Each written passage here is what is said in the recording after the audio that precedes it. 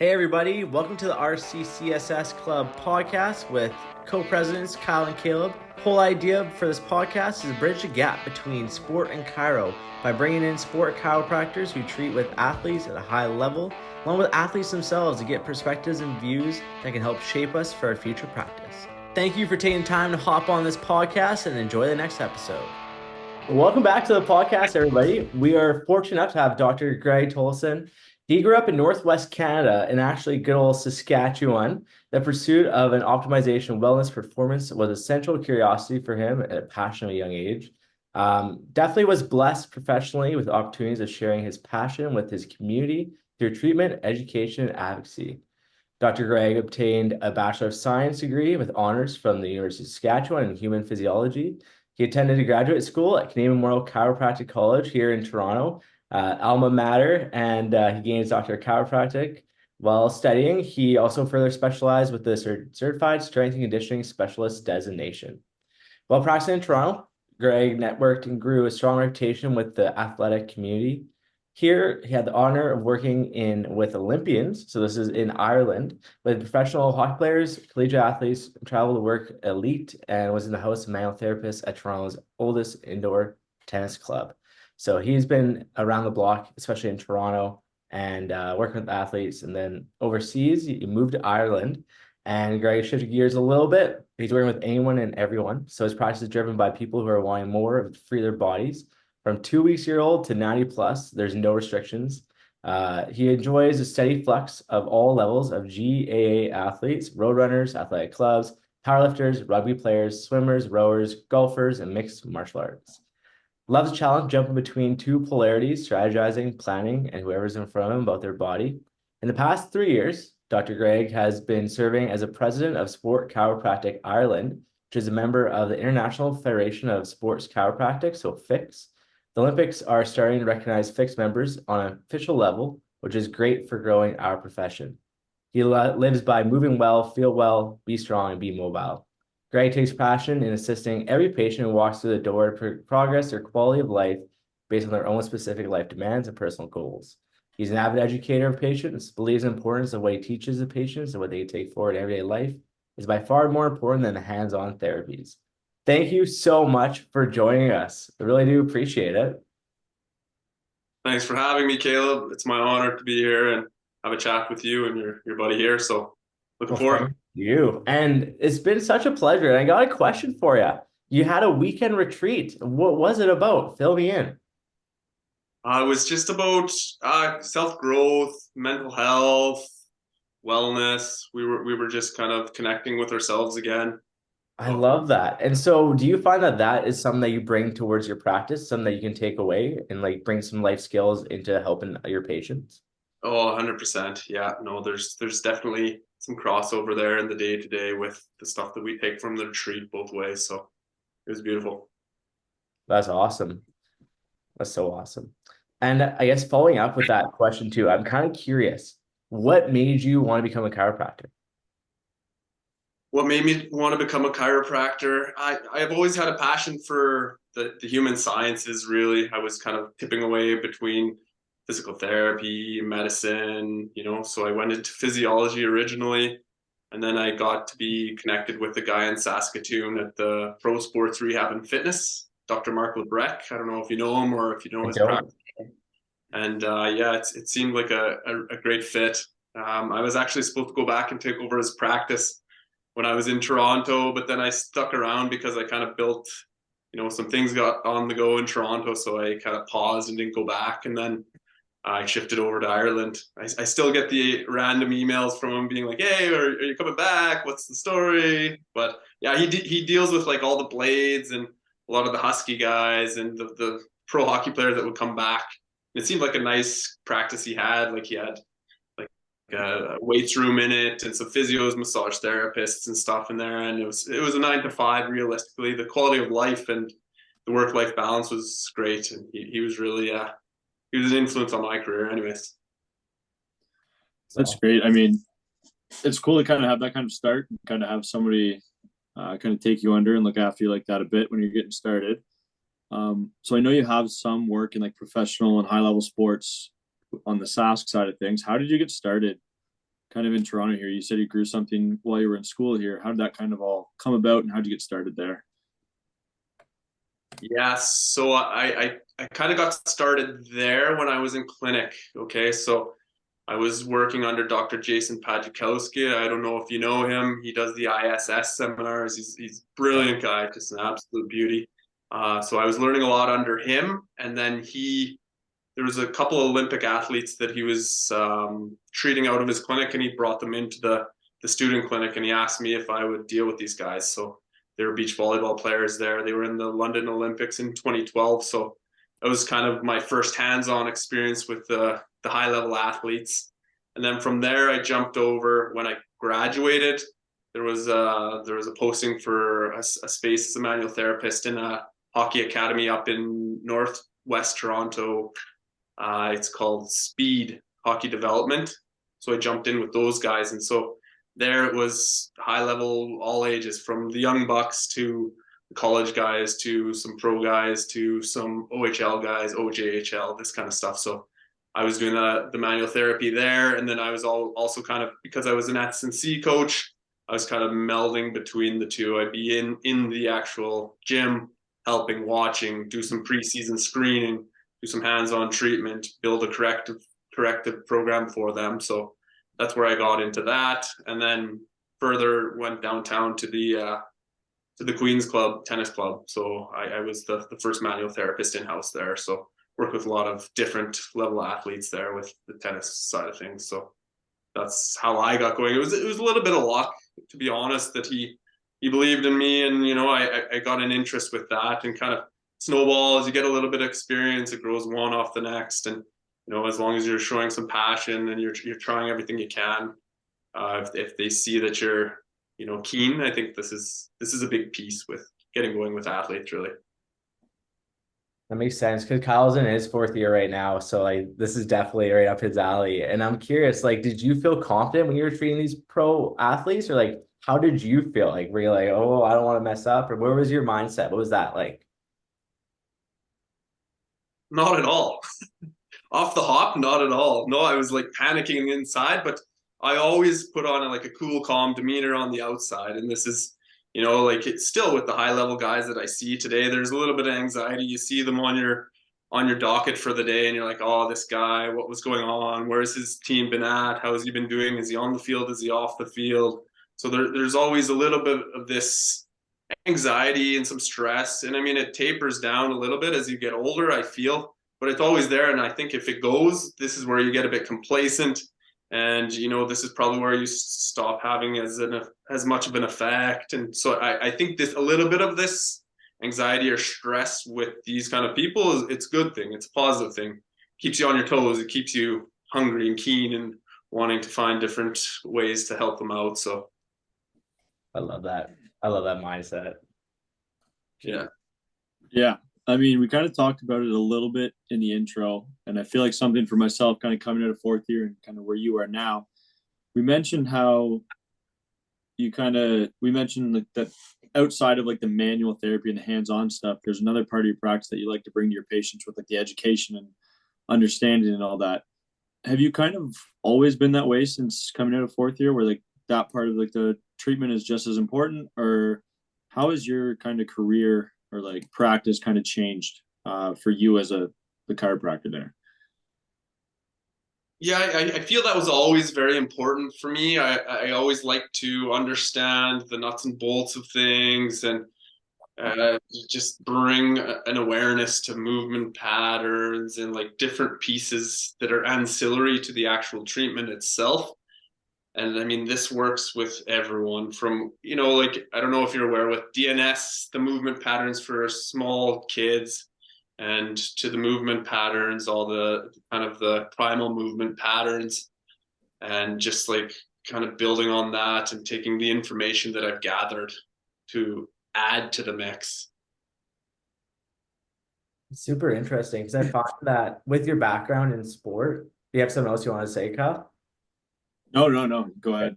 So with your background in sport and training, it kind of led you to surmise up and into the ranks, and now you're in Ireland. I'm curious, lots of people listening to this are Ireland, What kind of landed you there? How did you step into that role in Ireland? And how have you now became the president of Sport Chiropractic Ireland, being from Canada, a CMCC grad? Kind of give us a little lowdown of how you got up there to those steps that you've been taking. Yeah, so I mean, there was an opportunity for me to come here 7 years ago. I've been here 7 years ago, and it was meant to be for 1 year to come and to go back. But then kind of set my roots here, got established within the practices, started working with some of these Gaelic guys and some of these rugby guys, and just having, I don't know, having a little bit of a reputation around. And so I started on that. And then from there, I mean, I like it here. It's a beautiful country. There's not a lot of chiropractors. It's not a flooded market. You know, like it's nice to be in Europe. You're quick to other places for vacations. There's a lot of beautiful parts to it. So this kind of kept me here. And then I went on to, you know, open my own thing, and I'm doing my own thing. We have some physical therapists. We have a couple massage therapists, psychologists working with our Emerald Wellness. So it's just kind of grown on top of itself. In terms of the Sports Chiropractic Ireland, it was myself and Shane Lawler. He's a chiro over in Portlaoise. He's in the east part of the country. He was well connected within the golf scene, the European golf scene for a long time. He's top dog, and it was actually on the Forward Thinking Chiropractic page that we linked up there. I made a comment, and he's like, "Oh, you're in Ireland," and we started to go back and forth talking about what I'd done in Canada, and he's telling me what he'd done, and it was his brainchild, and I got behind it and I supported it.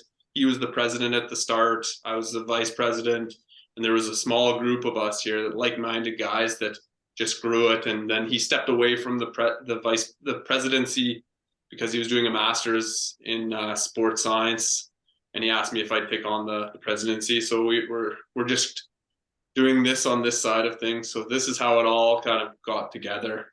And I mean, we're trying to grow an identity as a unified body.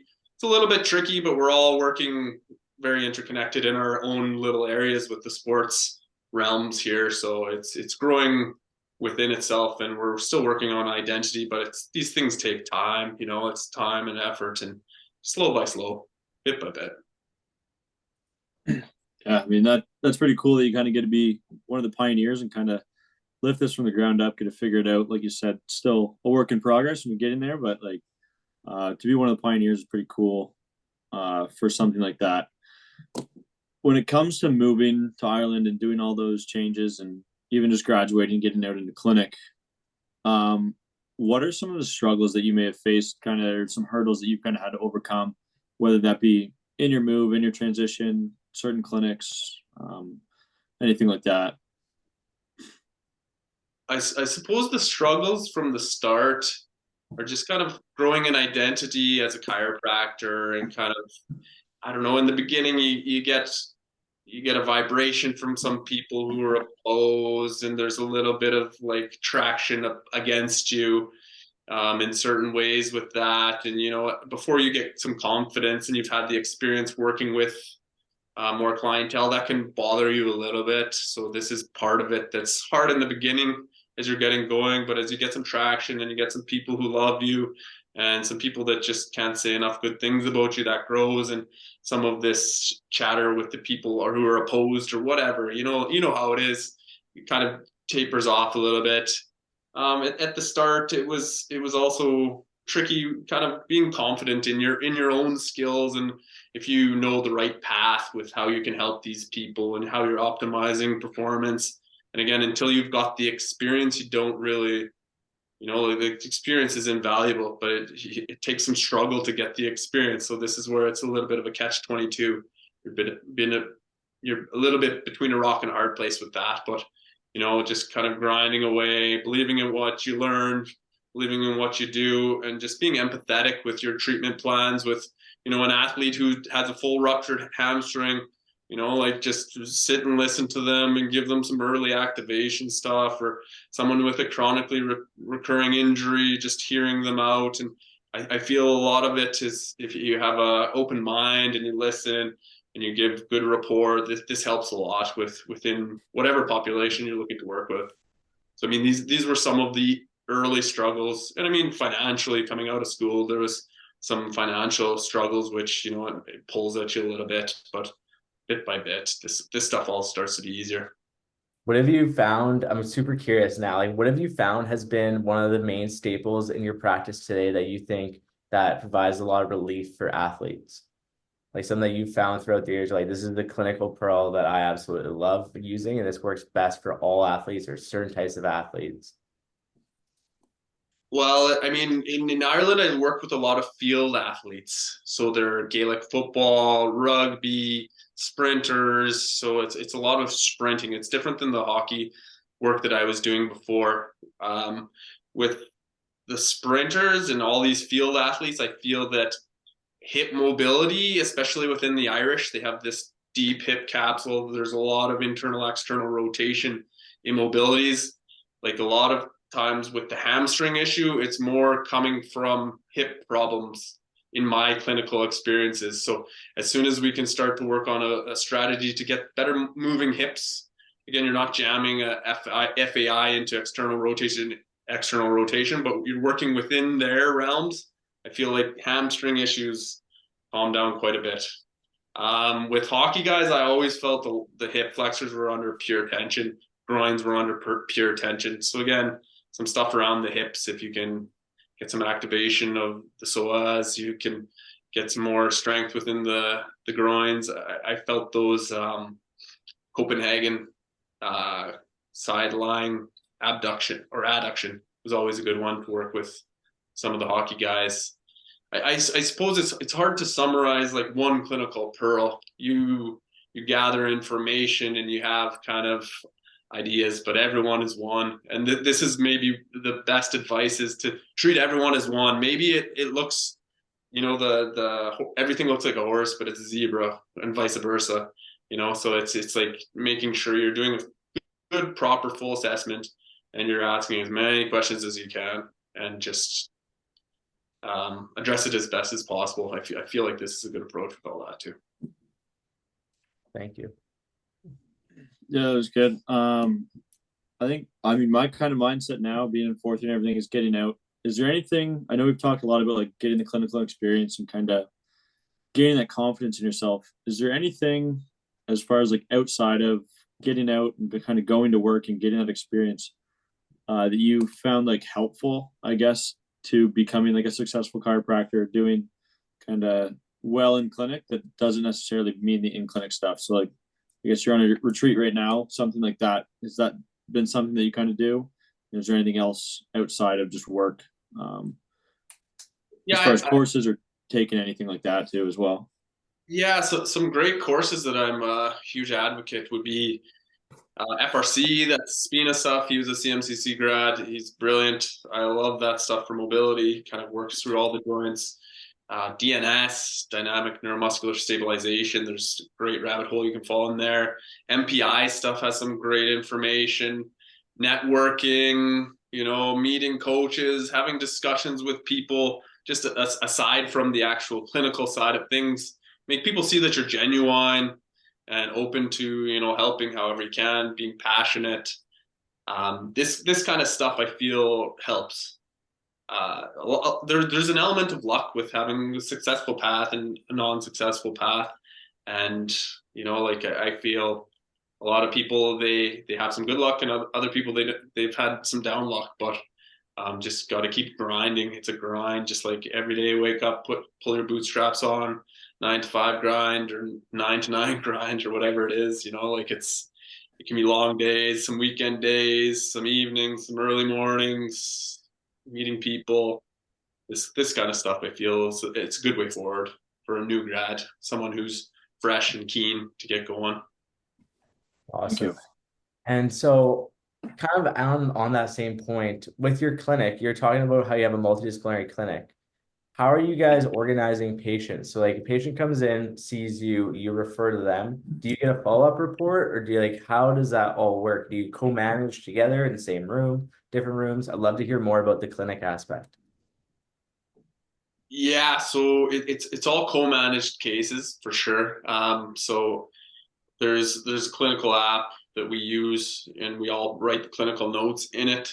I do the initial assessments with people, and I kind of point them out. Okay, we need some soft tissue work, and like I think it needs more than just 15 minutes of fascial release or whatever that I'm going to do. And I think you need some deep massage work, or we want to send you to the physio, do some restoration work. So it's co-managed like that, and there's clinical notes, and we're going over and back with voice notes, and we're trying to have like a collaborative effort, and it has to be all okay with the patient that we're co-managing. And it 9 out of 10 times we're like, yeah, whatever, just get rid of this pain or help me out, however you want to do it. So there's not a whole lot of people not wanting you to share your information, but it's just part of the protocol, so that's how it goes.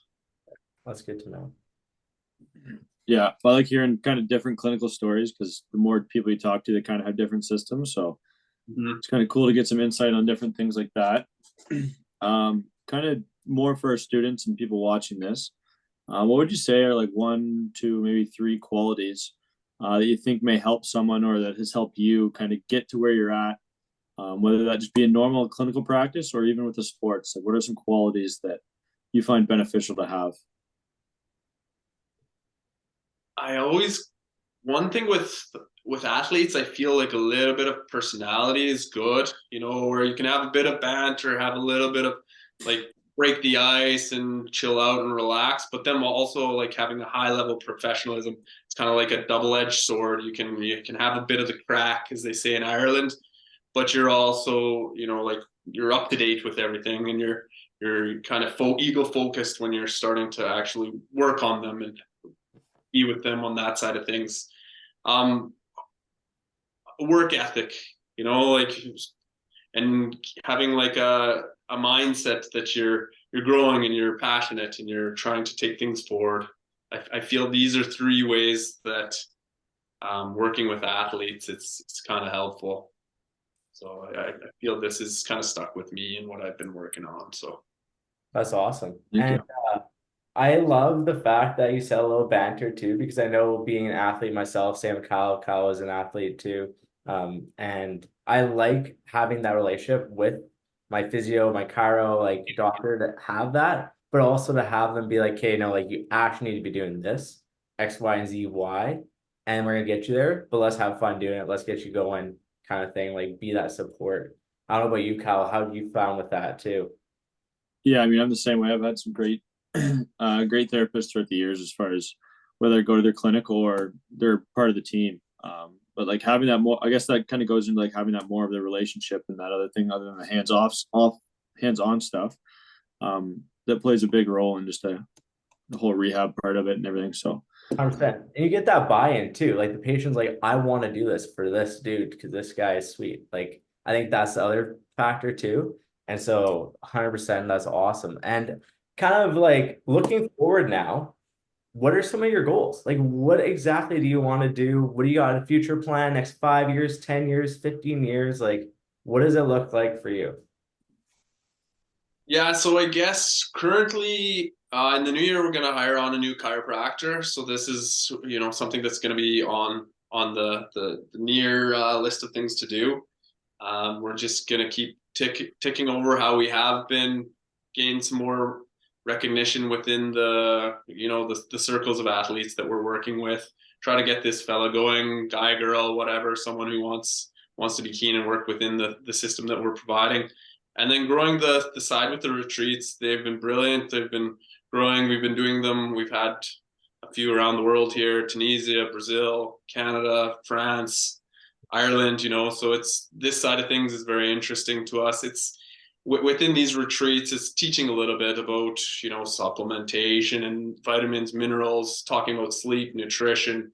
Like there's some in-house workshops, and then just getting rid of the phone, eating some good food, relaxing, doing a bit of sound healing, having some meditative sessions. So this side of stuff it's brilliant too, and it's where we attract big numbers, and people are very interested in healing in different ways these days. So this has been something that's been, it's something exciting for us.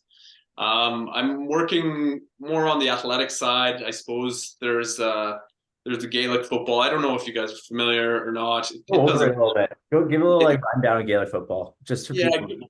Gaelic football is, there's two main sports in Ireland: hurling, Gaelic football. Gaelic football is the one that's very popular where I landed in. The team that I helped out with in the beginning, or some of the guys that I helped out with, they were 4 years out of the first seven, they were finalists in the All Ireland. So this is, they play the game in front of 80,000 fans, the final game. So it's big deal here. So these guys are legends, and so this is a very important part of, each county has a team. So I worked a lot with the Mayo guys before, and some of the Galway guys, and now the main guy that I used to work with a lot, he was Player of the Year in 2016, and he's now managing another county team. So he's getting me more integrated within his system, and he's sending guys to me most weeks, a few guys here and there, just helping out on my side of things. So, like, I'm not overly keen on being connected to any team anymore. This was kind of, when I was in Toronto, I was kind of working towards that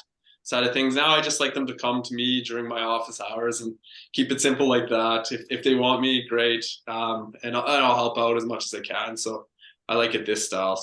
It's working for me. So I like it. Awesome. I love that. That's cool. I kind of like hearing kind of about like the retreat thing too. It's not something you see too often as part of things involved for people. So putting that on, I think, is something really cool to kind of, it's another viewpoint to look at as far as kind of their therapy that they're getting and everything like that. Goes a bit beyond than just the hands-on stuff. Yeah. My my partner who runs this with me is a big part of this too. Like she's a psychologist, so she does a lot of the pieces moving along with this, and she's a musician, so she does the sound healing and she hosts the meditation. So like, it's, without her, it's nothing. And Emerald Wellness is looking after the body and the mind. So this is like the chiro and the physio, massage, psychology, all mixing together. So this is, like, it's not, the retreats on my own. I'm a piece in the puzzle, but we're growing these side of things, so it's good. Yeah, that's pretty cool. Like kind of another idea that I've never even really thought of. So it's kind of cool to see how that's working out. I have one last question for you. If you were to give one piece of advice, kind of coming back to all the students that will be watching this, what would you kind of give as far as like one thing to kind of keep in mind going through school and just getting out of school? One piece of advice, I was stay positive. Like, there was a lot of tough moments for me in the beginning, even working with these high-end athletes. It wasn't, paying huge heaps of money, and there was no, big side kicks for all this, but it's just like, just stay positive and keep grinding away, keep building your skills, keep upgrading your skills, build your network, put in honest work. I don't know if there's one piece of advice. It's just stay positive. I think it's a good way. Everyone can definitely be down, and you see it within some of the circles of chiropractors where they're just struggling and it's a tough go and they're having tough times, but just stay positive with it and keep grinding along. I think this helped me. No one handed me this big practice and said, here you go, good luck. Like, I've built it all with bootstraps, and it's in a great place. I'm very happy with how things have gone for me. It's been quite the journey too. So that's incredible. Well, thank you so much for taking the time to come on here with us and explain. And I love that, to kind of finish off, to stay positive, because like you said, life's going to throw curveballs in our way, some hurdles. We have to figure out how to get over them. And like you said, just having that positive mindset is absolutely crucial. Just want to say thank you so much for taking the time to hop on. And I know that you're busy and it's late over there. We got a 5-hour different kind of time zone right now. So we really do appreciate you taking time to make this work and to be with us today. If people want to connect with you, how can they find you? The best way is Instagram, emeraldwellness.life is our tag there. You can always give me an email, dr.greg.pollifson@gmail.com. And, find me however. You can give them my number. It's all good. I'm happy to connect to anyone and help anyone along the way, bounce ideas, bounce questions. I'm a proud CMCC grad. And I realize as I get out there in the world that our school is world class, top notch, like they teach great stuff. And, we have a different approach than a lot of these other places. And I think it's important that we keep growing on what we do and just sharing the message of how we learn things there. So I'm happy to help out anyone and just take the time to have the chat. So it's all good. Awesome. Well, thank you so much, Dr. Tolson. We really appreciate this and want to send you the best your way. And looking forward to keeping in touch with you. Sounds great. Thanks a million, guys. It was a lot of fun, and I hope you guys got a little bit out of this. If nothing else, it was a good time to chat. So awesome. Thank you. Thank you very much.